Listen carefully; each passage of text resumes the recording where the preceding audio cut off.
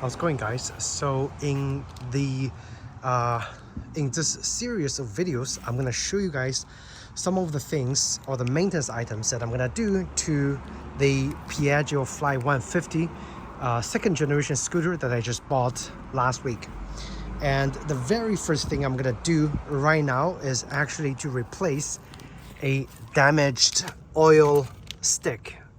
So this is the oil level indicator stick, and it's just located on the right side of the motorcycle or the scooter. I'm going to show you guys why I'm replacing it. Okay, so this is a stick, and as you can see, this stick is actually mostly broken off. So I couldn't check the actual level, right, because it's broken off. And now with this brand new factory stick, I should be able to actually finally properly check the oil level on this Fly 150.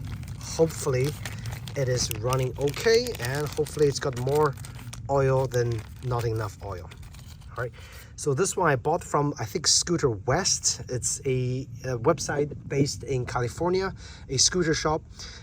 This one comes with a O-ring already attached, so I don't have to worry about finding replacement O-rings for this. But you can probably save the old one, you know, if the new one doesn't work, but I doubt it doesn't work. So I'm gonna just put this in here, close it, and I'm gonna take the stick out to properly check the level.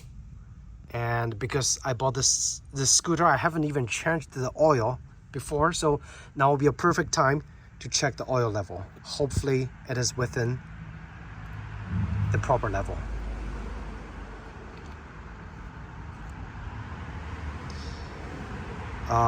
So it's got way more oil than it's supposed to be. And let's check the color. It looks like the previous owner did change the oil. However, because the stick is broken, he used this as a reference guide, and he added way more oil than needed. And that's kind of dangerous, and I'm going to show you guys why he added more oil, and that's what I'm suspecting.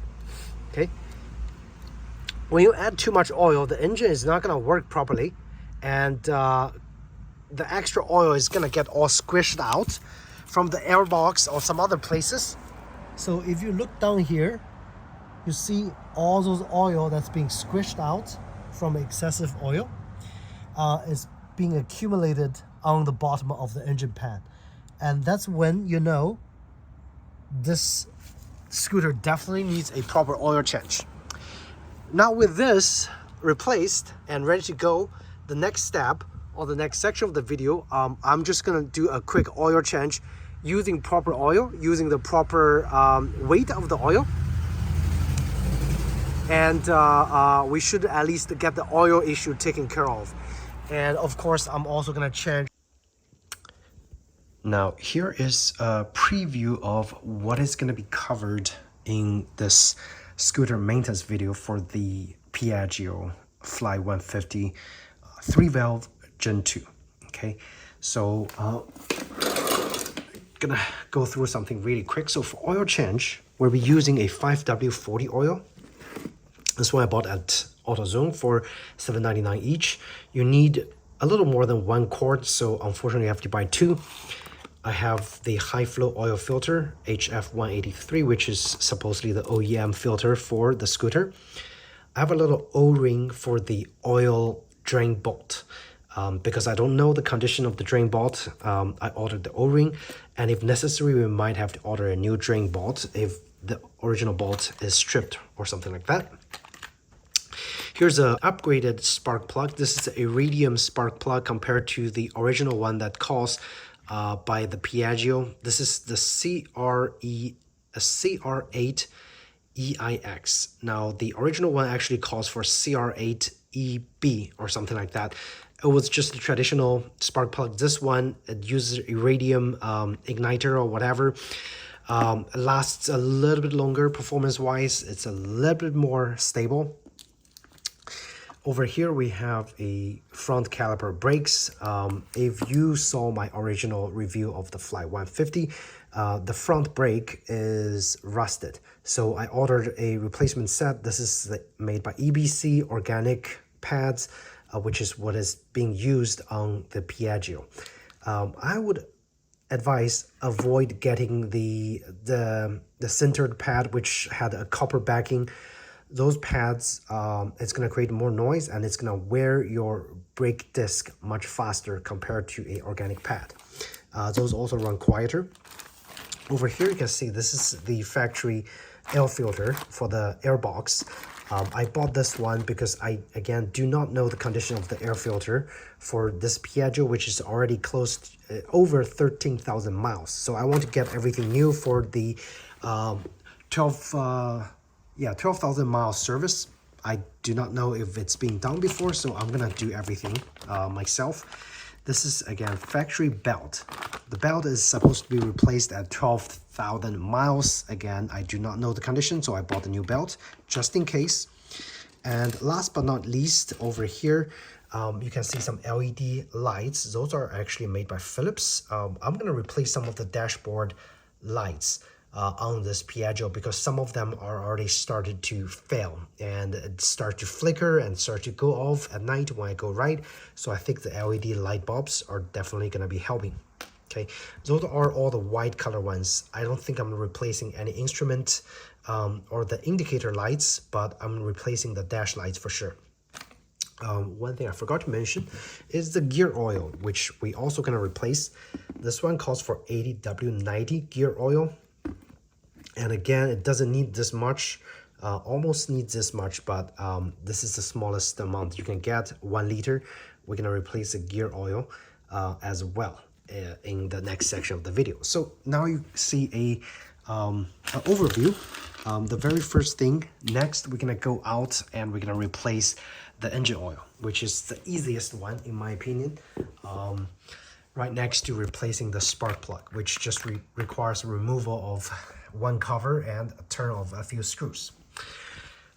Those tougher jobs like those, we have to replace, we have to open a lot of covers, so that's going to be later on in the video. To do the engine replacement, engine oil replacement, you must have a 24 millimeter, which I have to go out and buy. A 24 millimeter, let's see, where is it? It's probably this one, socket. If you don't have this socket, it's gonna make the job a little bit harder because you have to find creative ways to access that bolt, which is pretty big, 24 millimeter. So I went ahead and I went to Harbor Freight and I bought one of those 1/4 inch, which is about $31. I get a whole set of, sorry, 1/2 inch socket wrench set. And this one comes with SAE and metric all included, upwards to 15/16 of an inch. So it's gonna cover quite a lot of automotive use for this 1/4 inch set. And so I thought, why not? I'm just gonna go ahead and buy it so I can service this scooter as well. For the filter, I believe you need a 20 millimeter socket, which I think this one does not include, but you can use a SAE socket to replace that 20 millimeter as well. I can't remember which one, but one of those would actually fit. So that's pretty good. I got a brush to clean the additional oil that was dripped from from the previous owner overfilling the engine oil. So this little metal brush is gonna brush the bottom really nicely with some degreaser. It's gonna make the bottom look really nice. This is to hold the additional sockets, which, you know, this doesn't pertain to this video. And those are the adapters. If you do not have the 1/4 inch socket and you have, you know, 3/8 of an inch, you can find one of those adapter. And if you do have a 24 millimeter, you can use not a 1/4 inch, but 3/4 of an inch socket wrench ratchet to complete the job. So it's pretty hot outside, but I'm glad I already went through everything that we're going to replace in this video. So if you're interested, use the section down below or the timing mark, and then you can jump to the exact maintenance that you need for your Piaggio Fly 150. All right, so see you in the next section. All right, guys, so now we're outside. Again, oil change steps are very simple. I'm going to show you this is the bolt that needs to be loosened. This is oil filter. This is the oil dipstick and level indicator, all on the right side of the scooter. Now I have to use a fairly long ratchet wrench, because when it's low on the ground, even with the center stand to raise it just a little bit, there's not enough leverage to loosen the bolt. So what I did is I found just one area that's had a little bit more leverage between my cement pad and my just mud in the garden. So this gave me a little extra, which I was able to use with this little wrench over here, 24mm wrench. And as you can see, that little extra leverage is much needed, and I just used all the force I have to break it loose. Now I didn't do it on camera because I have to use both hands, but once it becomes loose, you want to find a drain pane that can actually nicely rest on top of the bolt. Okay, and I am just gonna go ahead and loose this to make sure that there's air flow on the top. Once it's loosened, there should be some air. And again, checking the level again, this is way overfilled, okay, way overfilled by the previous owner. And I'm just gonna drain this.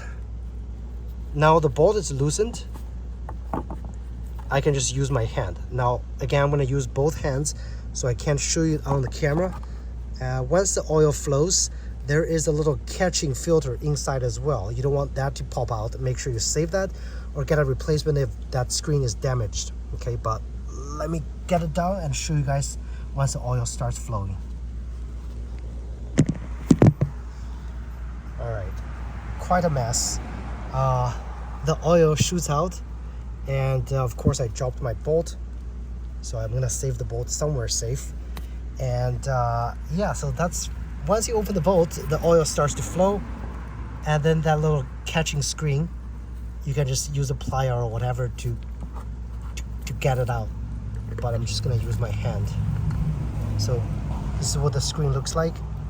Okay, seems pretty clean. Again, I'm gonna save this on the side. And once oil is all drained, such a mess. Once the oil is all drained, God, I'm gonna pour the new oil in using a sprout of some sort to catch, and you put the oil in from the top side over there. Okay, so I'll see you guys once the oil is drained. All right, so I got the drain bolts cleaned. It does look like the filter is pretty flat, so I'm gonna put a brand new filter in here, the O-ring, I'm sorry. And this little filter seems to be in pretty good condition, so I'm gonna keep that. I'm not gonna get a new one. And the oil is almost drained for the drain bolt area, but we also still need to remove the filter. So I'm gonna go ahead and grab my wrench, which is a 20mm equivalent wrench, and gonna try to loosen this counterclockwise and get it removed and drained as well. I cleaned the spill up just a little bit using brown paper, which seems to be sucking up the oil pretty good. So hopefully it's not gonna make a huge mess, and we can continue with putting in the new oil. I got the original O-ring out from the drain bolt, and you can compare. The original one is pretty much flat compared to the brand new O-ring. So again, it's a drop-in replacement. All you have to do is just, you know, drop the O-ring there, and it should fit, and it should provide some sort of volume on top of the groove. So when you close it, no oil is gonna leak out. Okay. Now let's tackle the filter. This filter uses a I believe 13/16 of an inch socket wrench to loosen, but it seems like previous owner seriously over tightened it, and for now I haven't been able to remove it. So again, just gonna show you guys, you pretty much put your wrench over there and try to turn this little bolt counterclockwise to loosen it. and it should come out, and some more oil should come out as well. Again, gonna show you guys once I get it out. So I got it loose. I tried a combination of wrenches. This one seems to be working the best. 13/16 of an inch SAE size, and this is just a regular click ratchet wrench, and had to use a lot of leverage and force to get this one loose as well. So it's definitely over tightened by the previous owner. Once it's untightened, it's fairly easy to remove, and I'm just gonna turn it with my hand at this point and have this filter removed. Again, oil is probably gonna come out like right there. You see? So there's more oil in here.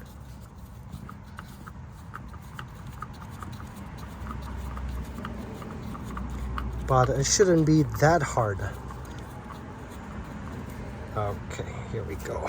This is the original Piaggio filter. Or is it? Puma? Nope.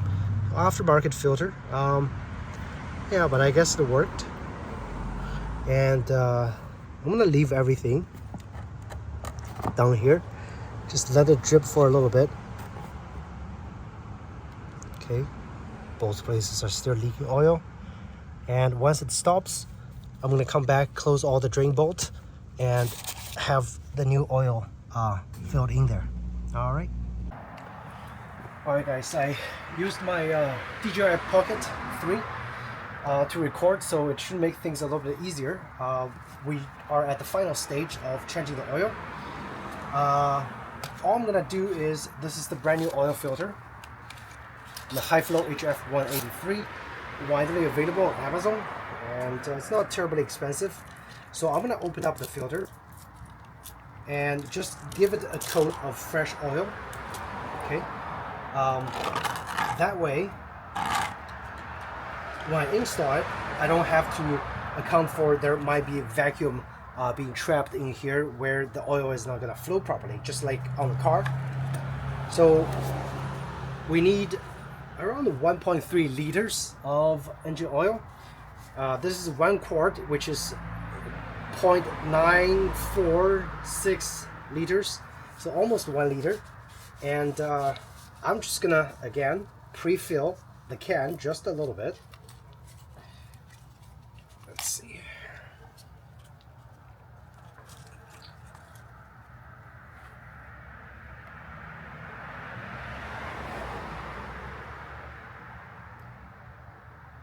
Kind of just coat the can and get all the O-rings wet and nice, and get the paper wet as well. And yeah, and also make sure when I put it in horizontally, it's not gonna all leak out. So maybe half of the half can of the oil to get all the papers coated nice and wet, and then we should be ready to just put the filter on there first, which seems to be all right. The filter is pretty nice and wet. Just a little more. And I'm gonna go to the other side and again just screw the filter in. It should be fairly straightforward. You align the hole with the filter hole, and then you're gonna be turning clockwise to actually lock it onto the actual engine. Okay. I'm gonna go to the other side. Alright, so oil bolt is back in place, oil filter is back in place, hand tightened, and we are ready to just open up the drain pan and start draining, start pouring new oil. I'm gonna wipe this clean so we can check the level. Again, we need around 1.3 liters, give or take 0.1 or 0.2 liters, okay?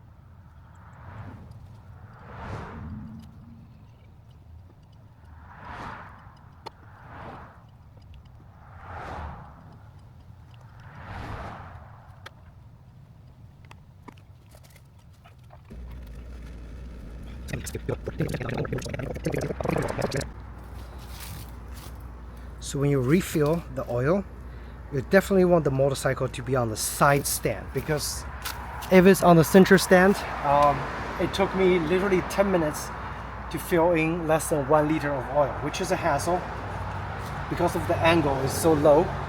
Right now, if you have it on the side stand, the angle is much higher, so you're able to actually fill a lot more effectively. Okay, so that's what I'm going to do. We can see that, let's see, check the oil level.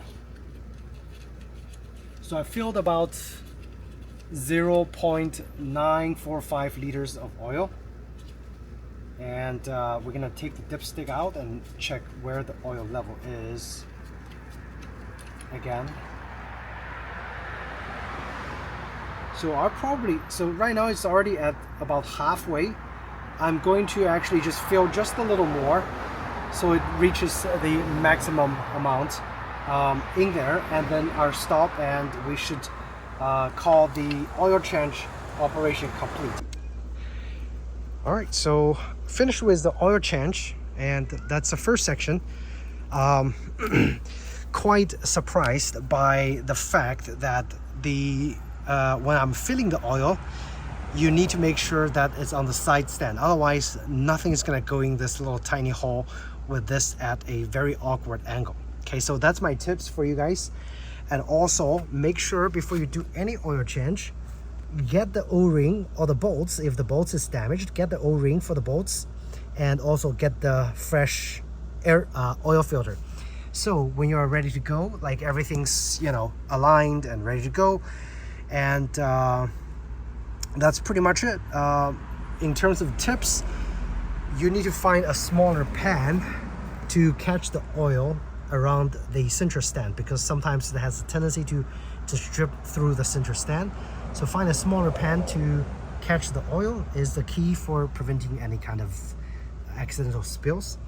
But everything else is pretty easy and straightforward. You need a 24 millimeter socket wrench to loosen the drain bolt, and based on what kind of filter you have, you might need a 20 millimeter wrench to loosen the filter. And or what if it doesn't have a wrench, you can just use your hand or a large plier if possible. What I'm gonna do now is warm up the scooter, ride it around the neighborhood for a little bit, get it warmed up, and have the oil settle. Check the oil level again on the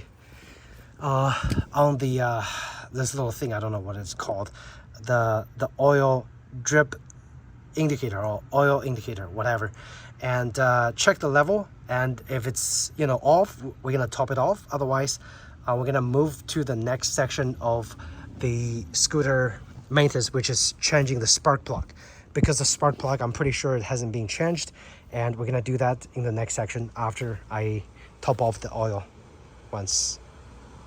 Okay, so the last section we did the oil change, and I also verified that the oil level was correct after a couple rides, so we successfully changed the oil. So in this section, I'm going to show you the spark plug change. Now, another thing that's important to mention is when I told you that my bike had over 13,000 miles on the odometer, that was wrong. So that odometer is actually kilometers, which converts to about only 8,000 miles. So we did the oil change at 8,000 miles, which I think it's a little bit too early, but I think we did it. It's good because the previous owner overfilled the oil, and it actually soiled the entire engine compartment. We did some cleaning, and now everything is in order. I'm just going to quickly show you the correct oil level after we removed the broken oil drip stick. Okay, so if you look over here, the oil now sits at the max. Okay, oops, dripped one. That's what we want. We don't want the oil to go over max, otherwise it's gonna spill out from the engine and air filter. All right, so with that out of the way, the easiest thing is to change the spark plug. Well, the spark plug I have here is a upgraded version. If you see, this is the model number. If you want to get the upgraded version as well, the CR8EIX. The original version for this Piaggio is CR8EB, And that's just the standard version. This is the iridium version that's slightly better performance and longevity wise. So it's gonna last longer. It's gonna provide better spark for combustion or whatever. Now, only two tools you need, which is the included tool in the tool pouch. This is the T25 screw, and you only need to remove two screws to access the spark plug, which is the two screw that's hidden in this little hole right here that uses T25. Okay, so I actually already removed one of those screws. I just want to show you guys. You just remove the screw that's previously installed right here. Oops. Okay. And so you just turn counterclockwise and the screw will come loose. Once you remove both of those screws, this central panel can be popped off very easily. You just, pull it back out and it goes off. So now, if I can zoom in a little more, now it exposes the spark plug coil. Okay, ignition coil is right here. Behind the coil is a spark plug. All you have to do, pull the coil out. Okay, the coil connects to the spark plug through this little hole right here. Just leave the coil to the side because we don't have to worry about that for now. And the spark plug hole is exposed. Now you need to use the included tool in the tool bag. This is a spark plug remover. If you don't have this, that's okay. You just find a 16mm socket wrench. But it's better to buy a 16mm spark plug removal tool, because inside here there's a little rubber to catch the top part of the spark plug. I'm going to show you guys. So that little rubber will grip into the area right here so it doesn't fall off. Okay, so if you can see, it doesn't fall off, so you can pull it out. If you don't have it, you just need some other tool or creative ways to get this out. A magnet might work as well. So I'm gonna leave the new one on the side. We're gonna pull the old one out. Super easy. Align this wrench in here, and once it's in the socket, you're gonna just use one of those empty tools like this from your tool bag. You put it in the hole right here, and you're gonna turn counterclockwise. And it's not very tight. So once you turn counterclockwise and it's loose, you literally can just turn this. Lots of mosquitoes here. Turn it all the way. It's a long thread. And once you feel like it's out of the socket, you just pull it out, and it's right here. Ow. Oops. So you can see that's how easy it is to remove any spark plug. And if you look at the model number, CR8EB, just as I said. Expecting this spark plug, it seems to be still in very good condition. Again, the bike only had about 8,000 miles on it, so it's fairly low miles for this spark plug, but we're gonna still give it a better one.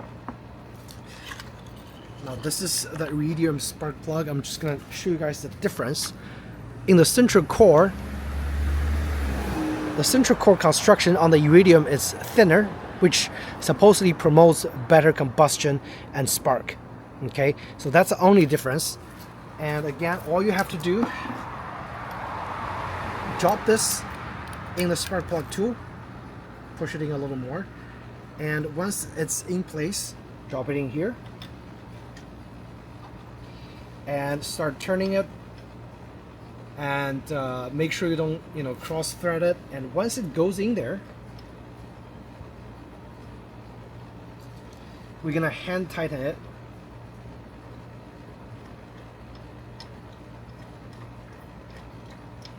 Okay. By turning it just a little bit more. And again, you don't want to over tighten the spark plug. Okay, once it's tightened, pull it out, put the coil back on there, align the notch with the notch, and you want to push all the way in. Make sure you hear a few different clicks. Once it clicks in place, the spark plug replacement is complete. Now the very last step is just go back here, drop the panel back on there by aligning all the notches.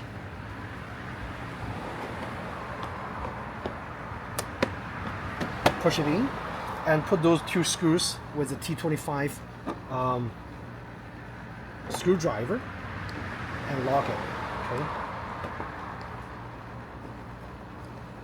So one side is done, and lock the other side.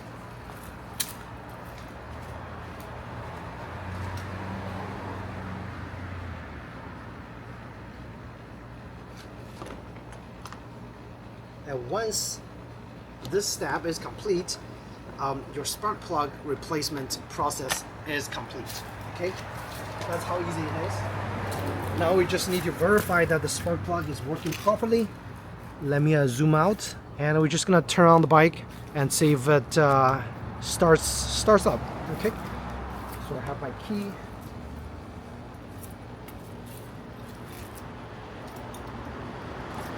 And I'm gonna turn the bike on the center stand. It's ready to go. Hold the brake, start. Works great, right?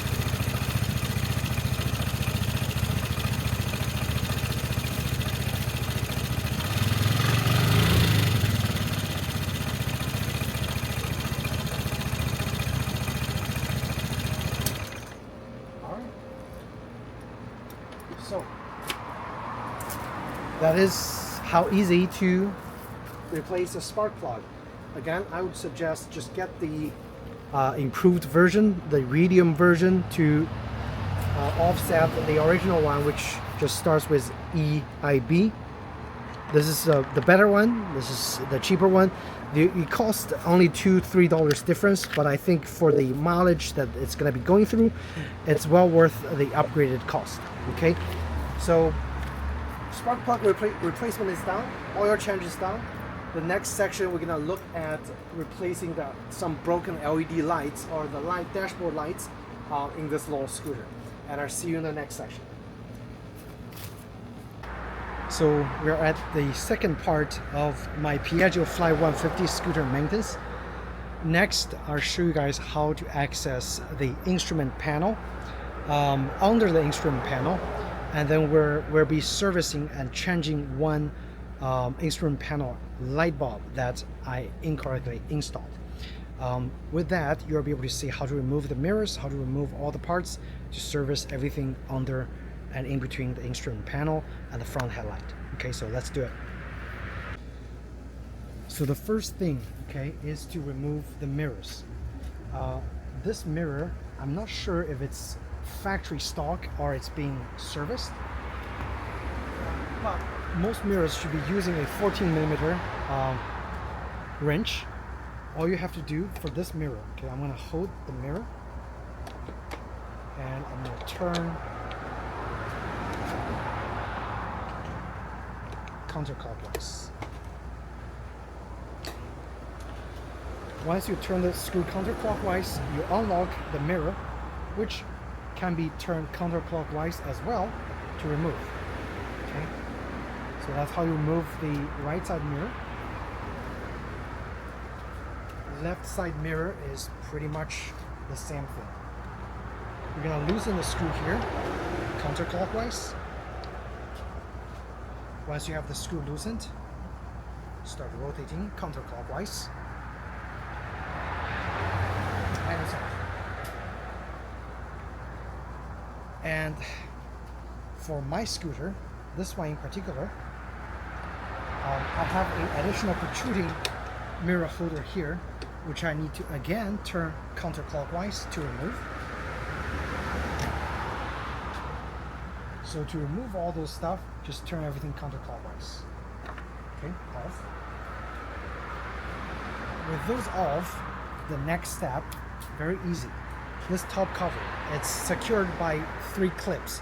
All you have to do, push it towards you and it should come off.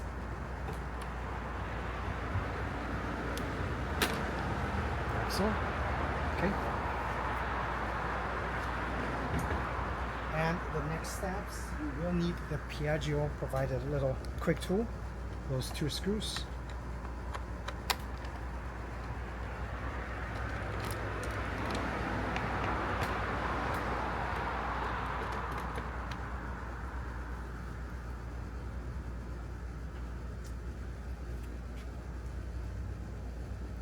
Two more screws hidden right next to those little 2 buttons right here. So unscrew those.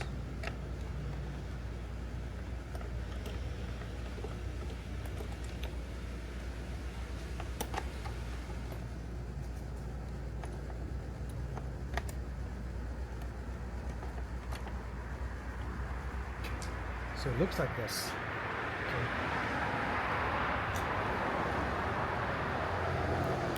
And my screw here is stripped, so it pretty much just doesn't lock. So I can literally pry this open.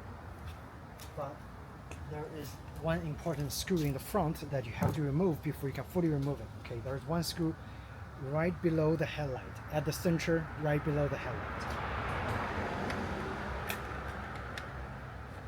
And this one on mine is a Phillips head screw. So I'm using a Phillips head screwdriver. So with this removed, we should be able to pop some of the things out. Okay, let's see. And loosen everything. Right now, it doesn't move much is because disconnect all the cables first, and then everything would actually starts to move around. Okay.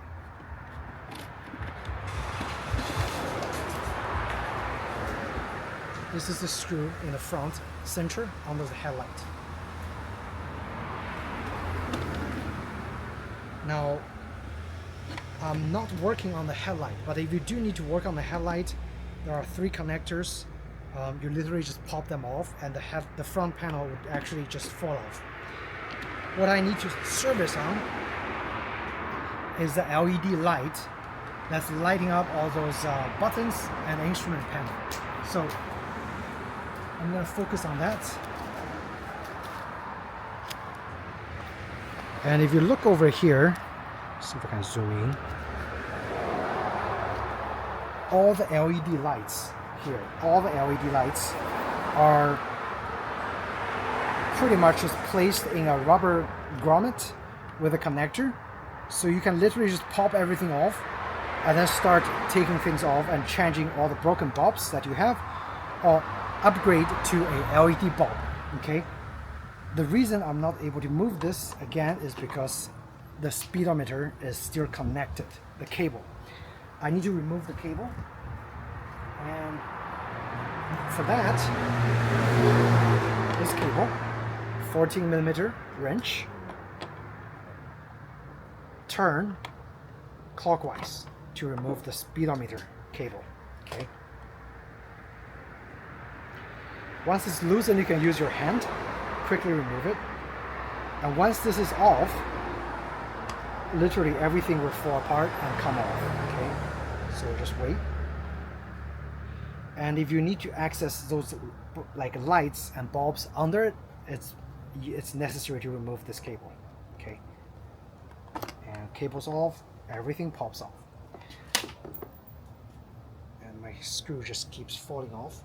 Okay, so the next one,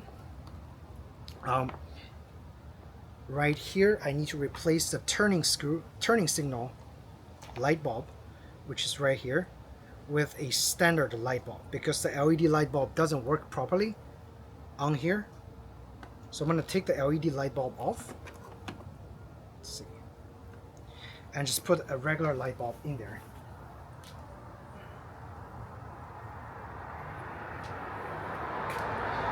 This is the light bulb. I'm going to drop it in there, and I'm going to turn on the scooter to test the light. You need to make sure the light is working properly. So turning the scooter on, and turn the turn signal.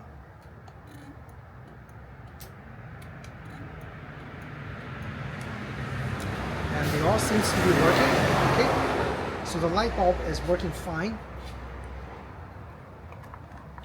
Next, let me see if I can use that LED light for something else. Okay, let's see.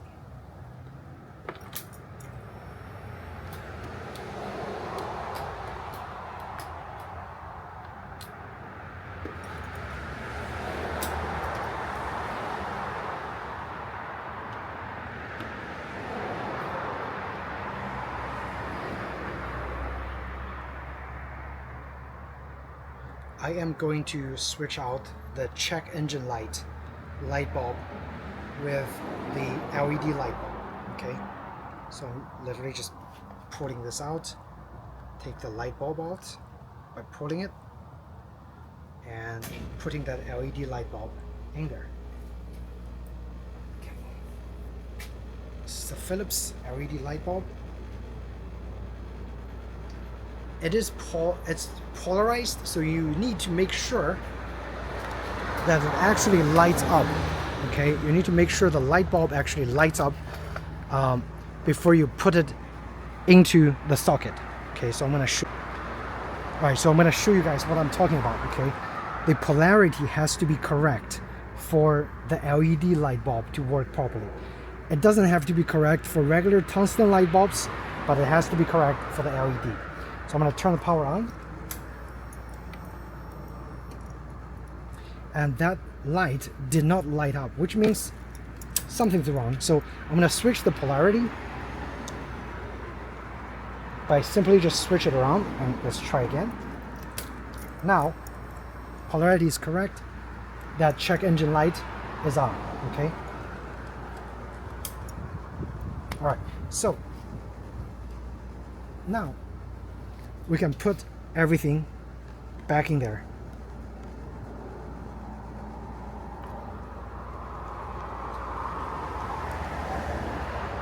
Now, since we're here, let's talk about this really annoying clock.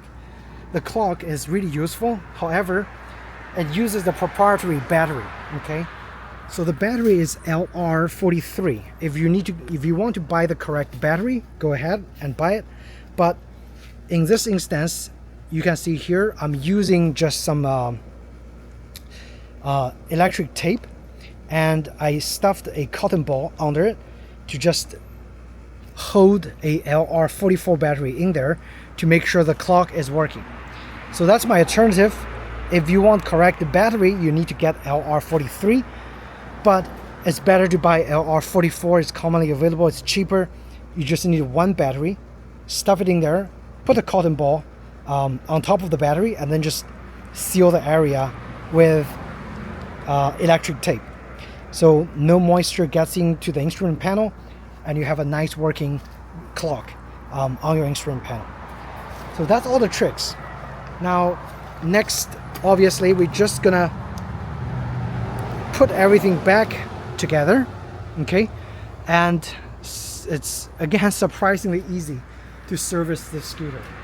All I'm gonna do is align those two panels together, reconnect the speedometer, and put those 4 screws back on there, or 5 screws, and then put the mirror back on there, and then that's pretty much it. Okay, so super easy to do. I'm not gonna talk, I'm just gonna go ahead and do it and make some comments, and you guys can see, okay?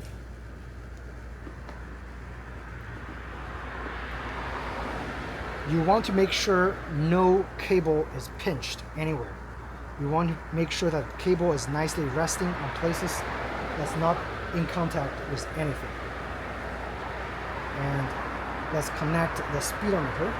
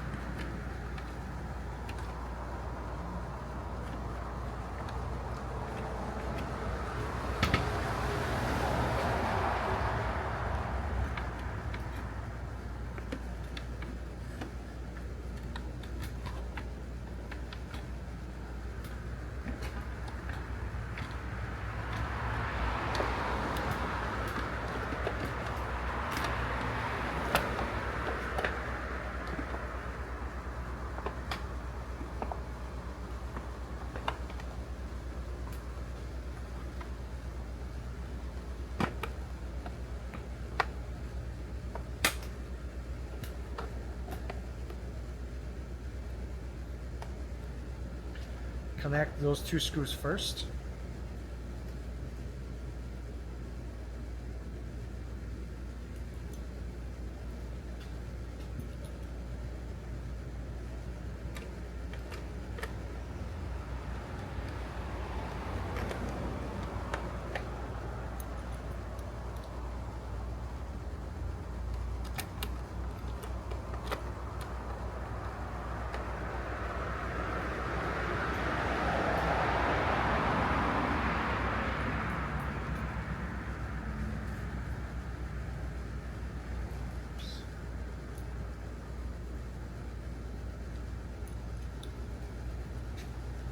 Connect the front one, the Phillips screwdriver,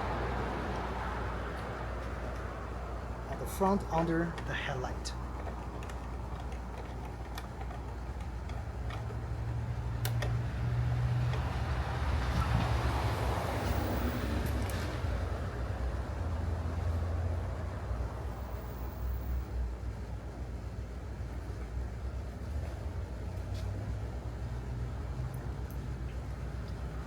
And I'll connect this piece over here.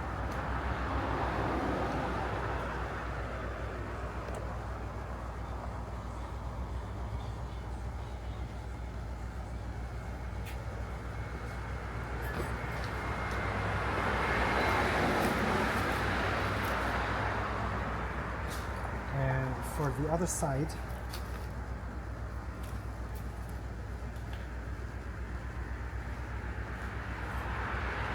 I don't know where that screw went, but the other side is stripped. So if yours is not stripped, connect the other side as well. The very last step, just align this,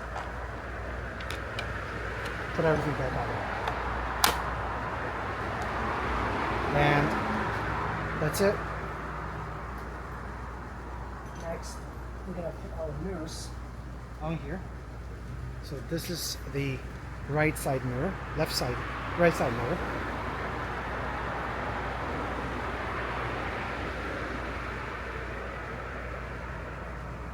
Okay. And you're gonna put it in the right position and then tighten it clockwise using the 14mm wrench.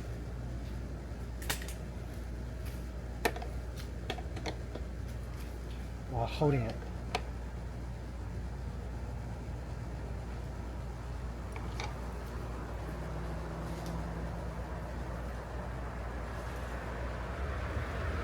Over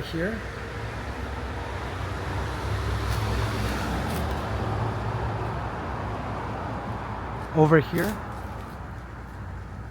there are two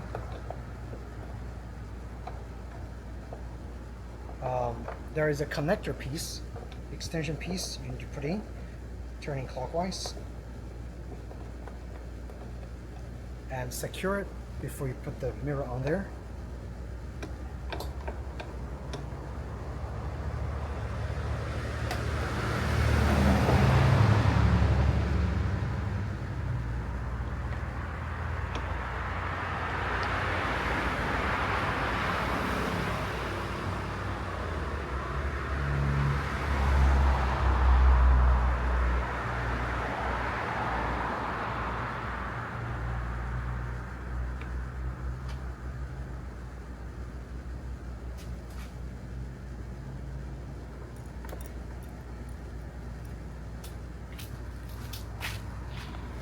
And that's pretty much it. We are all done. That's how quick and easy it is to service the Piaggio Fly 150, especially around the top instrument panel area. Okay. A quick recap. To take this off, remove the mirrors first. Remove the top cover. It's a clip. Remove the two screws on top. Remove the two screws next to the buttons on the back, close to the end. Remove the single screw over here, right under, not the one to the right, the one right under the headlight. That's a securing screw. The one on the right side is used to adjust the angle of the headlight. Okay, so and that's it. if you need to check the battery, okay, if you need to check the battery voltage, there's literally just one screw to remove. Okay, I'm just going to show you really quick. The battery is hidden here. First, pop this off. Second, take this off.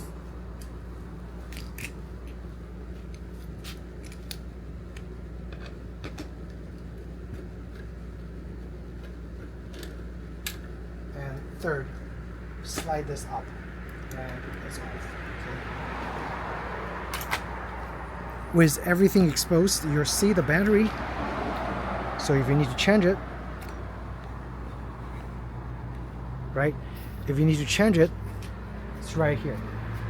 You might have to remove a lot of covers to change the battery, but just to check the voltage, you can just very easily access the two prongs right here, negative, positive, measure, and you get your voltage. So for now, my battery is working fine. 12.5 volts resting and 13 volts when it's running. So I don't have to do anything to the battery, but if you need to access battery, this is super quick and easy, okay? And to put it back, put it up, align, and put this front cover on here. And secure it with a little cap. That's how easy it is to service a lot of instrument stuff. Now, next section of the video, I'll go over changing the gear oil and maybe replacing the brake pads. Okay, those two items are my high priority, and we'll do that in the next upcoming sections. Okay, so see you in the next section. All right, as promised, I am doing the next section of the Piaggio Fly 150 restoration. This section, as you can see, I didn't take any video recording because literally all you have to do to reach the valve is taking the underseat section off and take the front part of the section off. Now this part, the floorboard, you don't have to take off, okay? But I took everything off because I just did a general cleaning with some engine oil. As you can see, all the metal parts I've coated with engine oil. So that will, in long run, prevent the whole tube from going rusty rather soon. Because this is Florida and it's really humid and always raining. So coating the tubes, the tubular steel section with engine oil is always better at preventing it from going rust too soon. You can see I've did a full underside cleaning just by wiping everything with engine oil, and it's nice and clean. All I used is some mechanics paper towel and some the same engine oil that I used for oil change. I have some extra leftovers, like right here, 5W40 synthetic, and I pretty much just coated everything. Now onto the valve. The valve clearance service is rather easy, okay? What you have to remove, again, are the side panels right here on the two sides, and just this front part of that panel, and then the underseat area. So you need to access this little bolt because this turns the engine, okay, the valves. You want to put the valves at top dead center, which is indicated by that little arrow aligned with this little mark over here. So once you have the top dead center initiated, the valve is going to be at the correct position for adjustment. Now the valve, when I checked this one on the intake side, which is the top, those two valves, the spec should be 0.01 millimeter, okay? And those valves are actually out of spec. They went to 0.13 and up because the gap was a lot larger than the spec. And the output exhaust valve should be at 0.15 millimeter, and it's also out of the spec. The it's too tight. It was at around 0.11 to 0.12 millimeters. So that's probably what's causing my engine during my riding to spontaneously stop, and it just hesitant at like hot start. So if I do a little ride, I turn the engine off, and when I was ready to leave, I turn the engine on and it would stall.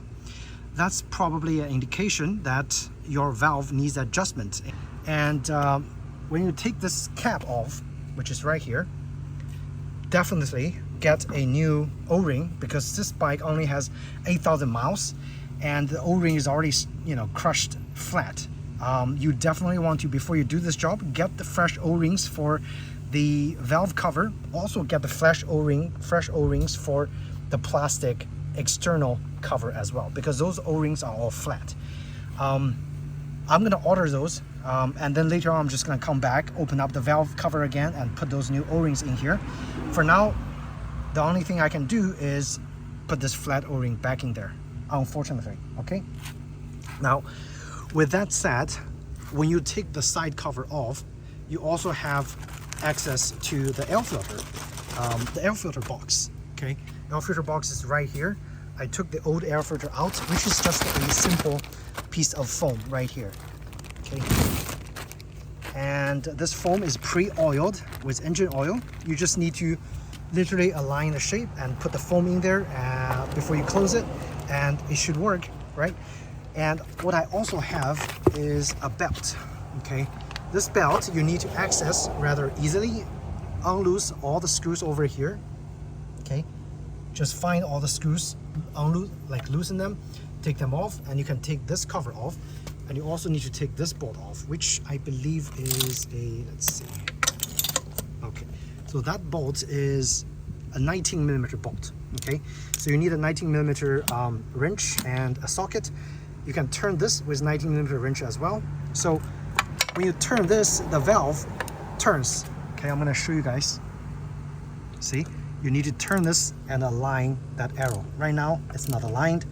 I'm gonna keep turning and keep turning, find that arrow.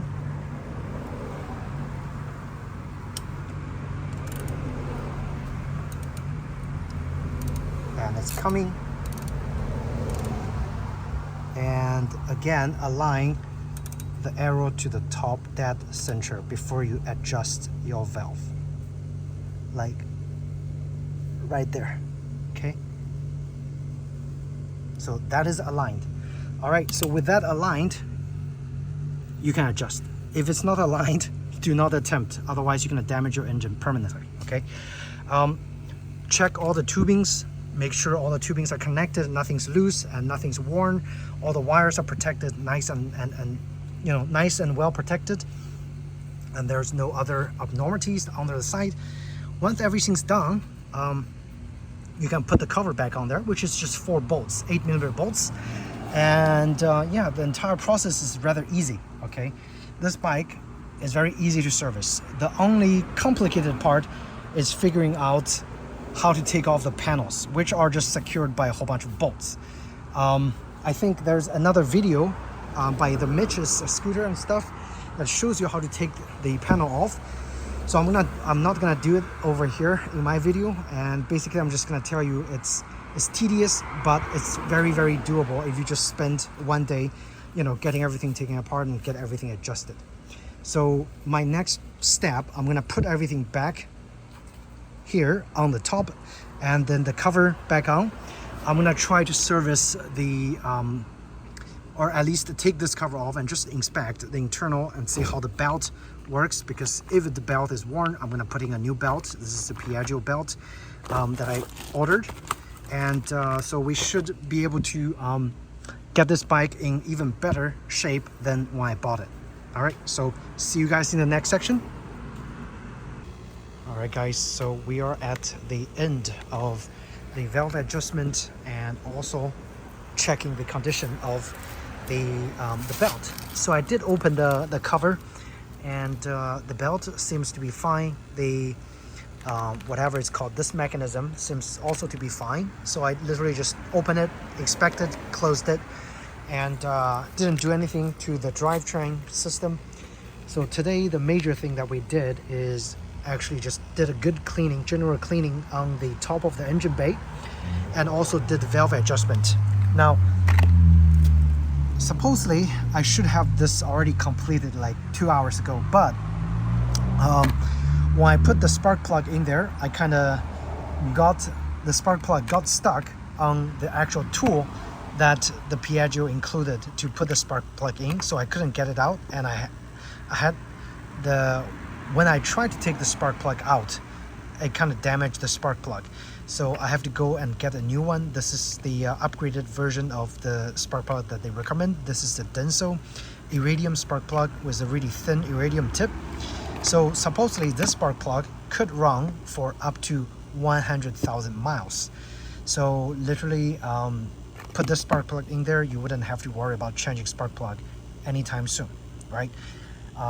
But that's the last step. Once I get the spark plug in, pretty much it's just aligning all the panels, make sure all the screws go in, and align everything nicely. And the scooter supposed to be in good working order after this whole, cleaning and valve adjustment. The valve clearance was literally quite off for both the intake and exhaust valve. So hopefully when I start the scooter again, it would not turn itself off during mid of the ride or at a hot start. Okay, so that's hopefully the fix for it. And we'll come back and find out once everything's complete and I do a test drive.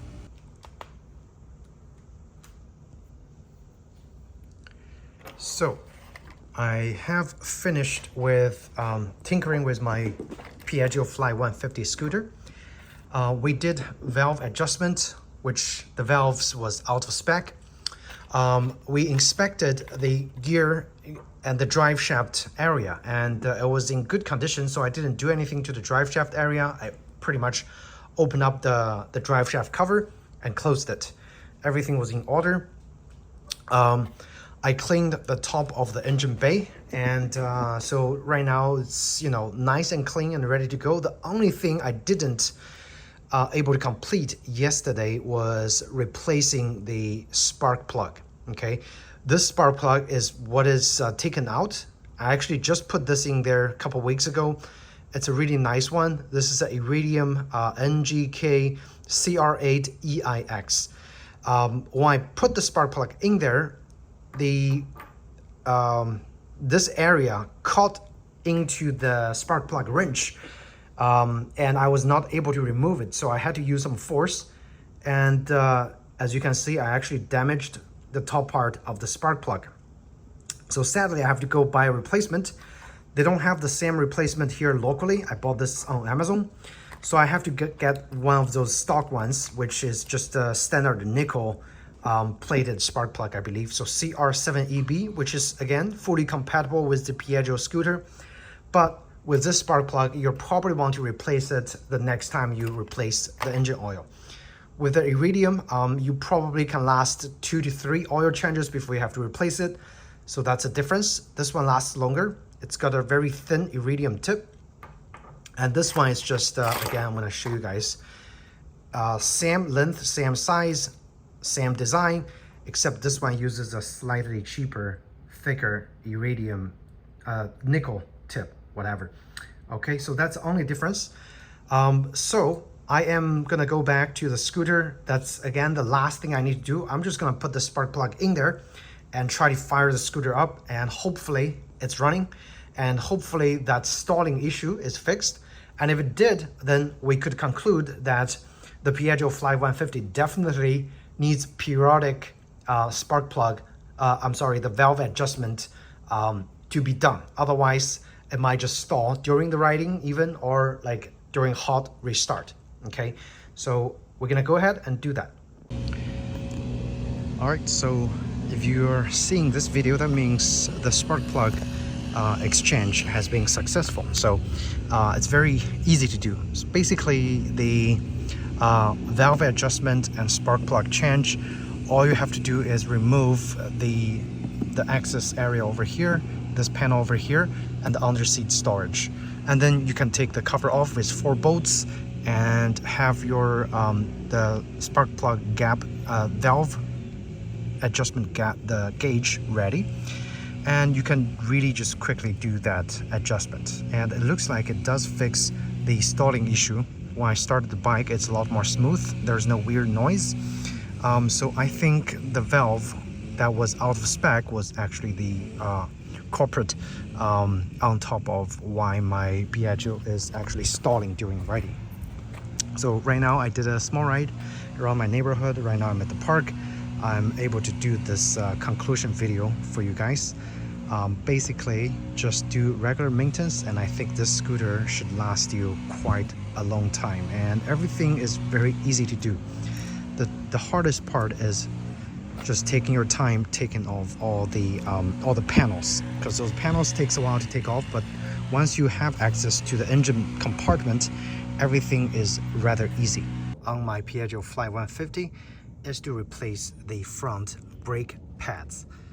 You can see this front brake is kind of rusted a little bit, probably needs a new caliper, but in this instance I don't have a new caliper ready. You can get a aftermarket caliper for a little more than $100, or you can get the Piaggio one, I think close to $200. But the brake pads is $20. So I'm gonna try to replace the brake pads first and see if that's gonna improve the braking performance for the front pad. And if it doesn't work, then we'll look at a full bleed and a new caliper. Okay.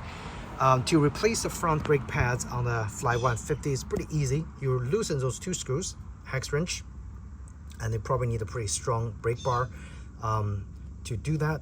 Once you loosen those two, it's gonna expose the brake pads. The caliper, you're gonna take off the caliper. There are two bolts over there. Okay, so bolt 1, bolt 2, you're gonna loosen those two bolts, and the brake pad should drop off. Once the brake pad dropped off, you drop the new brake pad in there. All right, pretty easy, just two bolts, and you can see the caliper fall off. And now we're gonna loosen those two bolts. Okay, yeah, that brake pad looks really rusted, or at least the caliper looks pretty rusted, so we'll see. All right, so I got the caliper out. It's held by two of those pins, pretty rusted. This is the original pad, and again quite rusted over here. So what I did is I just sprayed a little bit of the WD-40, which I think is okay, even if a little bit of those gets into contact with the pads. But this is gonna stop the rust and also just make sure everything, all the moving parts, is able to glide through just a little bit more smoothly. I'm gonna put everything back.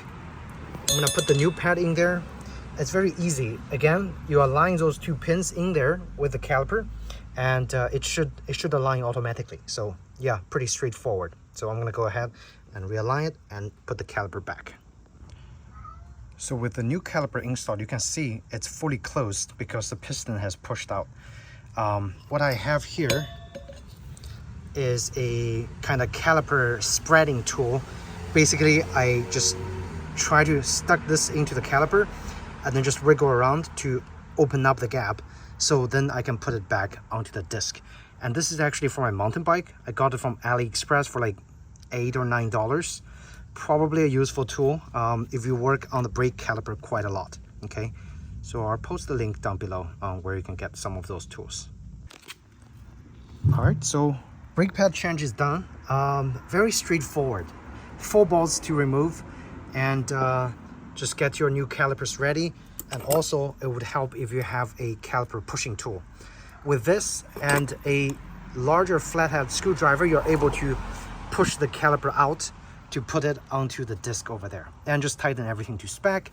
And that's it for the Piaggio front disc brake change, or brake pad change. And it's brand new pad, looks nice. I'm gonna go do a test drive and just you know, have it kind of braking a little bit by braking hard for a few times. Today we are doing brake fluid flush and exchange on the 2014 Piaggio Fly 150. This is the brake fluid reservoir. You can access this only by removing the front cover of the Piaggio off. And in the previous video, I already showed you guys how to take and reassemble the front cover. So we're not going to cover that. So today, again, we're concentrating on the brake caliper. And there are only a few tools needed to do this job. A 8mm socket wrench, or like just a regular wrench, 8mm. You're going to use to open and close the brake fluid bleed nipple right here on the top of the caliper. And you need .4 fluid, fresh .4 fluid right here. You need the original tool, the Torx tool included on the Piaggio. You need probably a size 6 hex wrench, just in case the caliper needs to be retightened or readjusted a little bit. And a Phillips head screwdriver to open up the cover for the brake fluid. Okay, so looking at the window, it looks like the brake fluid is fairly clean, but they didn't fill the level correctly, and they didn't bleed correctly. So my brake is actually biting after the brake pad change in the last section. My brake is actually biting onto the disc, so I need to relieve that pressure, the biting pressure, and just re-bleed the brake fluid, getting some new ones, so I know, I personally did it, and I know when next time I need to change the fluid again. Okay, which is not going to be anytime soon. All right, so let's go ahead and do it. Very easy. First step is just loosen those the cover. So I opened up the top cover just to Phillips screwdriver. Top cover is here. Okay, and the screws right there, flathead.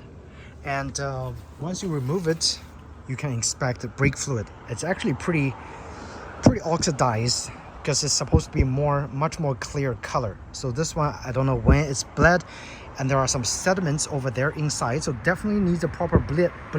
Okay, so we're gonna go ahead and do that. And before you do that, use a lot of paper towel to cover, so if the fluid does get leaked, it leaks onto your paper towel. And brake fluid is very paint stripping, so you don't want that to be splashed everywhere. Okay, if you have alcohol, that's the most effective in removing the brake fluid on any kind of paint, like body parts. So rubbing alcohol, have it close by, and get ready. What I also didn't mention in the previous section is, here is the empty bottle. This is actually the brake fluid from my mountain bike. I did a brake fluid blend on the SRAM disc brakes, and so I just use this bottle for brake fluid. And any brake fluid coming out from the bleeding nipple, we're gonna collect in here. And so another part that I forgot to mention is, you do need some sort of PVC tubing that is the correct size for the bleeding nipple. So let's see, what size is this? Doesn't really say, but you need one of those PVC tubes, so you can push it in here. And once it's in there, you want to put the other end stuck in here, so the brake fluid, the waste brake fluid, doesn't go everywhere and splash onto your brake and totally damage your brake. So that's what you need to do. You need a PVC tube to do that. And I will post the correct diameter, the size of the PVC tube, so you are prepared before you do this job. And because you definitely need the tube to collect the fluid in some sort of container. Okay, so let's go ahead and get started. So basically, I'm gonna be hooking up the tube here, but before I do that, I'm gonna have my bleeding screw over here. And how you're gonna do it, okay, so this is the basic setup, and the tube is gonna go into there. How you're gonna do it is, you're gonna loosen this bleeding valve, and the fluid will come out on the top if you start squeezing the level. Okay, right now I'm squeezing, and you can see the fluid change, which means it is not properly bled. And I already had some fluid over here. Okay, so yeah, I definitely gotta Gotta get it done and get it ready. So there are many other videos showing you how to blad the valve. I'm gonna actually close it because I don't want any air to get in there, and then it's gonna be more of a bleeding process compared to right now. Okay, so I'm gonna go ahead and do it, and once I finish, I'm gonna come back and report to you guys how the brake performs once it's properly bled. Okay. All right, so I just finished with brake fluid bled, and I'm sure I bled the full line, because whatever is coming out is like super clear. Okay, super clear. So the bled is complete, and it only actually used maybe like this little brake fluid for this tiny caliper and the tiny hydraulic line. So if you have a chance to get something that's even smaller, like maybe an 8 ounce for like cheaper, this one is like $6.99 or $6.50. If you can get anything for less than $5 for about 8 ounce, I think that's more than enough to do the brake bleeding job on the Piaggio Fly 150 3V. And it's clear on the top, it's clear, and I closed the valve. Let's see, so just make sure it's like tightly closed. Okay, the valve is closed, and if I test the brake, it's very nice, not mushy at all. It's nice and firm when like hardly squeezed, and no mushy feeling. It's properly bled with .4 fluid, and again, just to show you guys how clear the .4 fresh .4 looks like. The old one, when we first opened it, it's like dark orange color, right? It's not supposed to look like that. If it's looking like that, time for a fresh fluid exchange. And so basically, last step is I'm just gonna top it off with some more fluid. You see, I barely used any fluid to bled. And just be careful, pour some more over there. Kind of go to 1/8 level.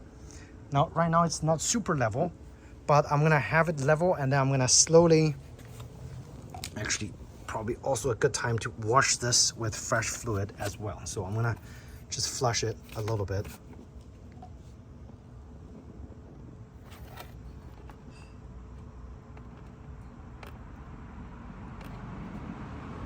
So at least this is the fresh fluid on the membrane, and we're just gonna go back there and put this membrane back on there. Doesn't matter of the direction, I believe. So, or I could do whatever that was originally put there. Okay, so this is the proper direction. Again, have alcohol ready, wipe all the brake fluid off so it doesn't damage your paint. And close everything, close the cover, and I'm gonna go do a test ride and let you guys know if, you know, I did the brake bleeding properly. And again, the whole process super easy. Okay, the Fly 150, so far I found it a pleasure to work with in terms of adjusting the valves, inspecting the drivetrain, and also changing the brake fluid. Super easy. Okay. All right, so I just did the brake blend, and fresh brake fluid completely fixed the brake caliper was biting on the disc when I changed to new brake pad. So right now, fresh fluid, clear, as you know, super clean fluid. And also, when you fill the reservoir, make sure you don't overfill. You want to leave some space between the membrane and the brake fluid, because if you don't have the area to expand, sometimes the brake gets stuck and it would keep on biting. So you definitely need a little bit extra empty space in the reservoir for the brake to not bite by accident. But fresh fluid, and I'm almost done with just completely restoring this Piaggio Fly 150 from 2024. My very last thing left to do is the gear oil change, which is supposed to be also very easy. All right, so the sun has set, or almost setting. We are at the last step of this super long Piaggio maintenance video. the last step I told you guys I'm gonna do is do the gear oil. Okay, the gear oil is probably one of the easiest to do next to oil change and spark plug change. All right, so only a limited number of things you need. A oil drain pan. This one I got from Walmart for like $3. You just want to put the drain pan on the bottom of that draining screw, which is on the gear case at the bottom right here. Okay, so that's a draining screw for the gear oil. And you need a 6mm hex wrench, and you need the correct gear oil, which is 80W90 for the Piaggio Fly 150. I think it's the same for the 3-valve version and the previous generation of the liter engine. With this 6mm hex wrench, this is the oil fill area. So the benefit with this one, the Vevoline 80W90 is the design of this oil bottle. It has got a tip for you. So when you fill the oil, all you have to do, just directly force this tip into the drain area or into the filling area once you loosen the bolt, and just fill the oil until it starts to flow back from the fill hole, because this is the level that you're supposed to have your gear oil be at. And once you reach that level, you're done. Like, the gear oil change is as simple as that. All right, so let's get started. So first thing first, hopefully I can do this with one hand for now, is go to the drain bolt, and you're literally just gonna unscrew the drain bolt and have the gear oil come out. Okay, here we go. Looks pretty dirty.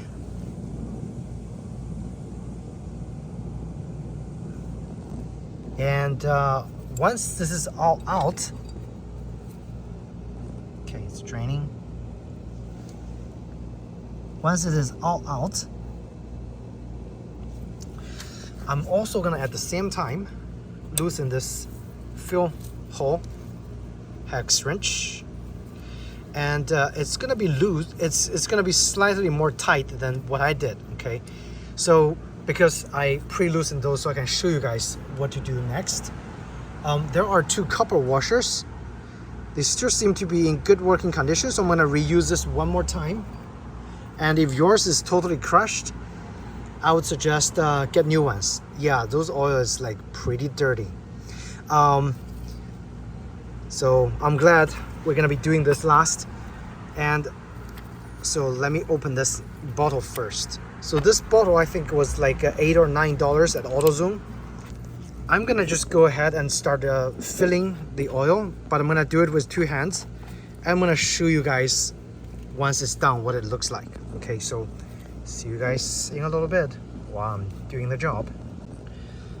All right, so I squeezed a few drops of the oil in there, and you're literally just gonna squeeze. And for now, I'm just flushing the gear pan a little bit, and you can see the difference between the fresh oil, which is clear, and the dirty oil right here, which is like murky and a totally different color. So I think I'm done with flushing. I'm gonna close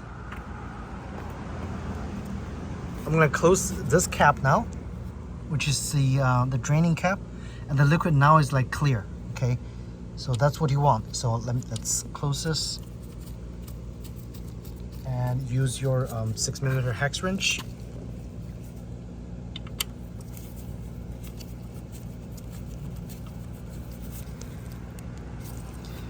And just tighten by hand. You don't have to use a lot of force to close this. Just enough so that it's not gonna come loose once you start riding. Okay, so that's good. All right. So we have our bolts here, and now the next, we literally going to move our drain pan here, because you want to fill it until it starts to overflow from the fill valve. Okay, so here we go. and literally just squeeze all the oil in there until it starts to overflow.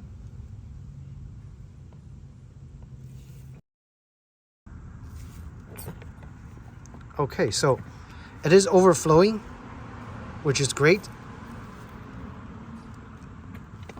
That pretty much means it is full. Let it overflow just a little bit so the extra ones comes out. And again, do this on the central stand, okay? Once everything's out, close the cap. You are done with the gear oil service. So the gear oil just filled about this level in this shaft, drive shaft area, okay? And we used how much? We still have like over half left. So obviously I'm just gonna save this bottle, and we literally can do another gear oil change after maybe 2,000, 3,000 miles and see how it looks still using the same bottle of gear oil. And I'm gonna keep this in my room with AC controlled temperature, so in theory it should last till then. Another gear oil change, right? All right, so that's about right. I'm gonna just close the cap now. I know it didn't stop flowing, but I'm just gonna go ahead and do it. And that's how easy it is to change the gear oil. Okay.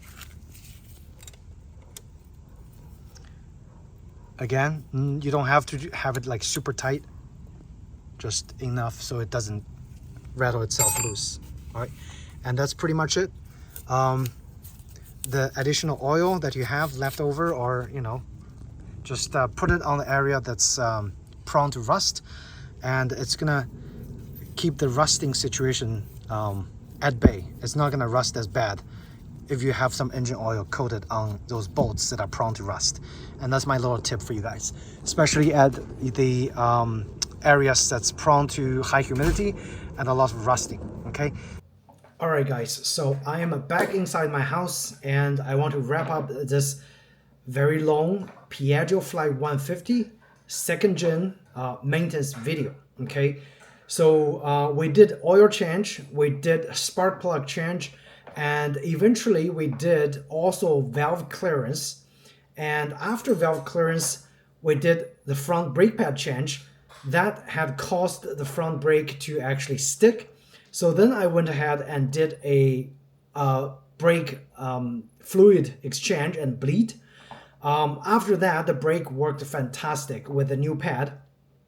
And we then did the inspection of the belt. Unfortunately, I don't have any videos for the inspection, but it's actually very easy to do. All you have to do is remove the drive shaft bolt and all those little tiny bolts around the crankcase, and then you can inspect and do maintenance on that. The very lastly, I think we did the gear oil change using the 80W90 gear oil.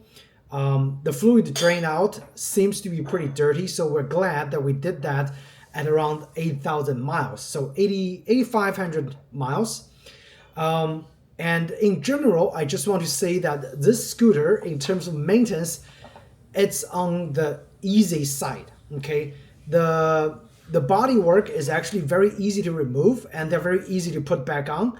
The bolt placement are pretty logical, so if you're looking at taking things apart, just start with the most obvious, and then you should be able to just slowly work your way to take all the body panels off. And for that, I really want to give kudos to Piaggio for designing this Fly 150 second gen to be very, very easy to maintain and service. Everything we did, I had absolutely no trouble in doing. So the valve clearance actually is one of the simpler things to do. You pretty much just have to remove the top storage area under the seat, which is 6 bolts.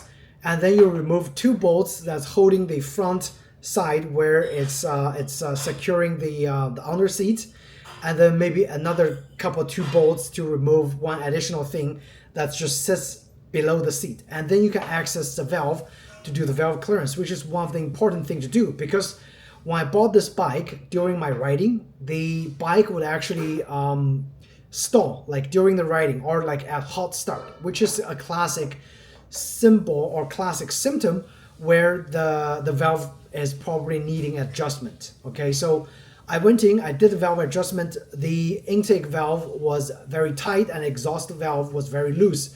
So all of them are actually out of range. So very simple, easy thing to do. After that, the bike has not stalled ever. During hot, start and during, constant long distance riding, it was working perfectly. So definitely do the valve clearance at around 8,000 miles. And I think this bike, if you actually found one locally for a great price, it's gonna be a fantastic bike to own. It's very fun to ride, very agile, and it's very easy to maneuver in traffic due to its little Piaggio size, the Vespa size, compared to some of the modern Japanese offerings, the Yamaha X Max, the Honda, I think X Adventure or whatever, X ADV 150. Those bikes are like maxi scooter sized bikes that have very bulky design, which makes maneuvering in traffic a little bit harder compared to the Piaggio. Okay, so that is all I want to say, and I hope you guys found the whole maintenance video helpful in helping you, decide on whether you should get the Fly 150 or maybe help you solve one of your own issues when you're doing the maintenance on the bike. And if you did, please do hit the like button or subscribe to my channel. I should have more scooter or maybe even motorcycle maintenance videos coming out for you guys. Okay, so thanks again, and I'll see you in the next video. Take care.